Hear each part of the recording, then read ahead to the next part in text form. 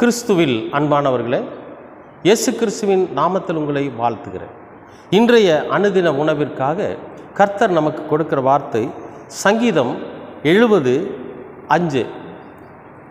நானோ சிறுமையும் எளிமையும் ஆனவன், தேவனே என்னிடத்தில் தீவிரமாய் வாரும், நீரே என் துணையும் என்னை விடுவிக்கிறவருமானவர், கர்த்தாவே தாமதம் ஆகாதேயும்.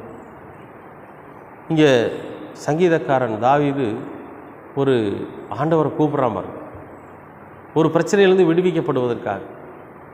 நாம் கூட நம்முடைய வாழ்க்கையில் எந்த பிரச்சனை வந்தாலும் சரி, கர்த்தரை நோக்கி நாம் கூப்பிடுறப்ப அதில் ஒரு அவசரம் இருக்கணும். இங்கே ஒரு அவசரம் என்னென்னு, நீங்கள் என்னிடத்துல தீவிரமாய் வாங்க. நீங்கள் என்னிடத்துல வரும்போது ஏனோ தானோன்னு வந்துடாதீங்க, தீவிரமாக வாங்க. நான் ரொம்ப சிறுமையும் எளிமையும் ஆனவன், சாதாரணமான மனுஷன். என்னிடத்தில் ஒரு மிகப்பெரிய ஐஸ்வர்யமோ அல்லது நான் பெரிய ஆளோ பதவியில் இருக்கிறவனோ அல்லது நான் பெரிய பரிசுத்தமானோ இல்லை. உங்களை நம்பி இருக்கிற சாதாரண மனுஷன். என்கிட்ட நீங்கள் என்ன பண்ணுங்கள், தீவிரமாக வரணும். எப்படியாவது நீங்கள் என்கிட்ட கண்டிப்பாக வரணும். ஏன்னா நீங்கள் தான் எனக்கு துணை, வேறு யாரும் கிடையாது. என்னை விடுவிக்கிறவரே நீர் தான், நீங்கள் கொஞ்சம் தாமதம் பண்ணிடாதீங்க அப்படின்னு இங்கே சங்கீதக்காரன் சொல்கிறார். நம்முடைய வாழ்க்கையில் நம்ம ஆண்டவரை கூப்பிடுகிற போது இந்த ஒரு நம்பிக்கையோடு கூப்பிடணும். என்னென்னு, அவர் தான் நமக்கு துணை, நம்மை விடுவிக்கிறவர் அவர் தான். இந்த காலை நேரத்தில் நீங்கள் ஆண்டவரோட சமூகத்தில் ஆண்டவரை நோக்கி கூப்பிடுறப்ப நீங்கள் என்ன நம்பிக்கை நமக்குள்ளே வேணும் அப்படின்னா, நமக்கு ஒரு பிரச்சனை வந்துருச்சு. என்ன பிரச்சனை அப்படின்னா, ஏதாவது ஒரு கடன் பிரச்சனை வந்துருச்சுன்னு வைங்க. இந்த கடனுக்காக நம்ம கலங்கி நிற்போம் இல்லையா? ஐயோ கடன் பட்டுட்டோமே, தெரியாமல் இந்த கடனை வாங்கிட்டோமே, இந்த கடன் வாங்கினதுனால நாம் இவ்வளவு தூரம் பாதிக்கப்படுவோம் அப்படிங்கிறது தெரியாமல் நாம் இந்த கடனை வாங்கிட்டோமே. இவ்வளோ பிரச்சனைகள் இருக்கா அதாவது நம்ம என்ன பண்ணியிருப்போம்னு கேட்டிங்கன்னா, நமக்கு ஒரு மாதம் ஒரு வருமானம் வருதுன்னு வச்சுங்களேன். இந்த வருமானத்தை கணக்கிட்டு சரி நம்ம உணவு பழக்க வழக்கத்துக்கு, நம்முடைய உணவு தேவைகளுக்கு, குடும்ப தேவைகளுக்கு இவ்வளோ பணம் போதும். ஒரு 20,000 சம்பளம் வருதுன்னு வச்சுங்களேன், ஒரு 12,000 ரூபா இதுக்கெல்லாம் போதும். மீதி ஒரு கடன் வாங்கி ஒரு வீட்டை வாங்கினாவோ அல்லது ஒரு வாகனத்தை வாங்கினாவோ ஒரு 7,000 ரூபா கடனை கட்டிடலாம். மற்ற காரியங்களுக்கு ஒரு 1,000 2,000 வச்சிடலாம்னு சொல்லி ஒரு பட்ஜெட் போட்டு நம்ம என்ன பண்ணியிருப்போம், ஒரு பொருளை வாங்கியிருப்போம். திடீர்னு நமக்கு அந்த வேலை நம்ம கையை விட்டு போயிடுதுன்னு வச்சுங்களேன். அப்போ சாப்பாட்டு கூட நம்ம முன்பின்ன இருந்துக்கலாம், ஏதோ ஒன்று பண்ணிக்கலாம். ஆனால் கடன்காரருக்கு பதில் சொல்லணும் இல்லையா? அப்போ கடன்காரருக்கு பதில் சொல்கிறப்ப 1 மாதம் பார்ப்பாங்க, 2 மாதம் பார்ப்பாங்க, 3 மாதம் பார்ப்பாங்க. அப்புறம் என்ன பண்ணுவாங்க, அவங்ககிட்ட வாங்கி போட்டது இல்லாமல் நாம் கொஞ்சம் முதலீடு போட்டிருப்போம் இல்லையா, அதுவும் சேர்ந்து போயிடும். அந்த நிலை வர்றப்ப தான் நமக்கு தெரியும் என்னென்னு, ஐயோ நம்ம தப்பு பண்ணிட்டோமே அப்படிங்கிற உணர்வு நமக்குள்ளே வரும் இல்லையா? வேதனை வரும். நம்ம வாங்கினது தப்பு இல்லை, பட்ஜெட் போட்டது தப்பு இல்லை, ஏதோ ஒரு சூழ்நிலை அந்த வேலை போனதுக்கு பிறகு நம்ம படுற வேதனை இருக்குது பார்த்தீங்களா? இப்போ யார் நமக்கு துணையாக இருப்பாங்க, யார் நமக்கு உதவி செய்வாங்க?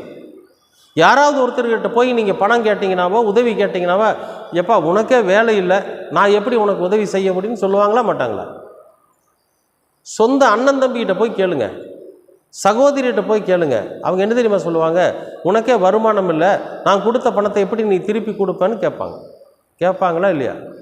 அப்போ இதிலிருந்து எப்படி தான் நம்ம விடுதலை ஆகிறது, எப்படி இதிலிருந்து நம்ம விடுவிக்கப்படுவது, யார் நமக்கு உதவி செய்வா அப்படின்னா, இப்போ தான் இந்த வார்த்தை இங்கே செயல்படுது. என்னென்னு, ஆண்டவரே நான் எளிமையும் சிறுமையுமானவன், நான் கடன்காரன், நான் கடன் பட்டிருக்கிறேன் ஆண்டவரே, இந்த கடனிலிருந்து என்னால் மீள முடியல, என்னுடைய கூப்பிடுதலை கேட்டு கொஞ்சம் சீக்கிரம் வாங்க, கொஞ்சம் தீவிரமாக வாங்க.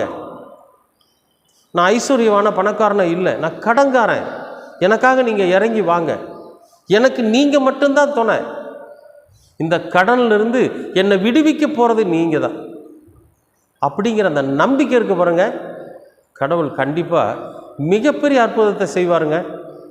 நான் அனுபவிச்சிருக்கிறேன். எல்லாரும் என்னை கைவிட்டப்போ என் ஆண்டவர் தான் எனக்கு உதவியாக இருந்தார். எல்லாரும் என்னை ஒதுக்கி தள்ளினப்போ என் ஆண்டவர் தான் என்னை அரவணைச்சார். எல்லாரும் என்னை பார்த்து விலகி போனப்போ என் ஆண்டவர் என்னோட கையை பிடிச்சி நடத்தினார். அனுபவத்தில் சொல்கிறேன். ஆண்டவர் சொல்லுங்க, ஆண்டவரே நான் எளிமையும் சிறுமையும் கடனாளியுமாய் இருக்கிறேன்.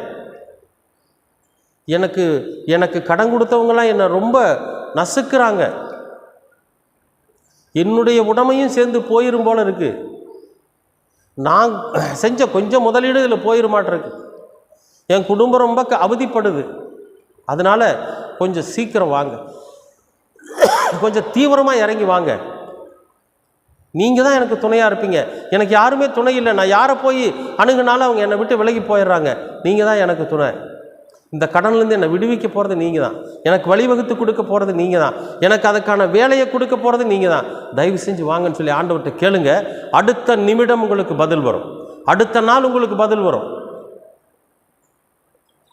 அனுபவத்தில் சொல்கிறேன்.